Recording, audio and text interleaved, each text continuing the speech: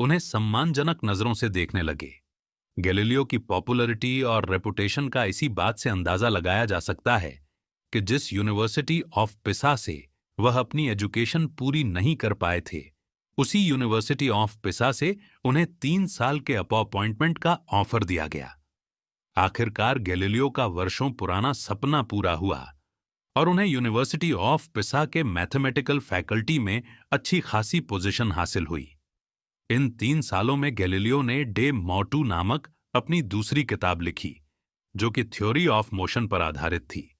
भले ही गैलीलियो की कभी पब्लिश नहीं होने वाली किताब में मॉडर्न फिजिक्स की सबसे इंपॉर्टेंट थ्योरी में से एक कही जाने वाली the motion of falling body भी शामिल थी। सफलता की सीढ़ियां तो चढ़ रहे थे वो, पर अभी डगरगना बाकी था।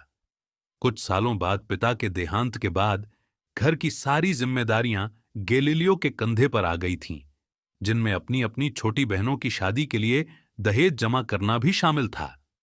गैलीलियो के सर जिम्मेदारियां का बोझ बढ़ तो गया था, लेकिन पिसा में उनकी कमाई कुछ खास नहीं थी। इसीलिए अब गैलीलियो नए मौके की तलाश में जुट गए।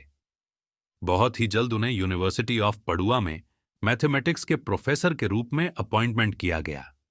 यहां उनकी सैलरी भी पिसा से 3 गुना ज्यादा थी। पडुआ में गैलीलियो काफी खुश थे। समय बीतता गया और अब पडुआ में बिताए हुए 18 साल गैलीलियो की जिंदगी के सबसे खुशनुमा पलों में से एक बन गए थे। एक वक्त ऐसा भी आया जब गैलीलियो को पैसों की सख्त जरूरत थी।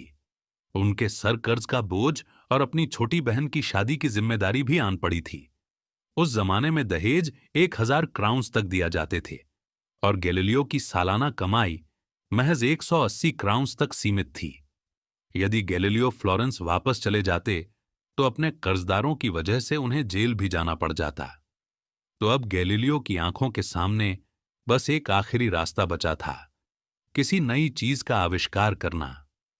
गैलीलियो को यह बात मालूम थी कि यदि वह किसी एक समाधान के साथ कोई नया आविष्कार करेंगे तो वह उससे अच्छी खासी रकम कमा सकते हैं।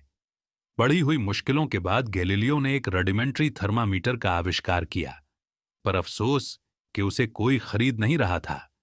लेकिन इसके बावजूद गैलीलियो ने हार नहीं मानी और फिर उन्होंने मिलिट्री कंपास का एक मॉडिफाइड वर्जन इन्वेंट किया, जिसके सहारे आर्मी सही निशाना भी साध सकती थी।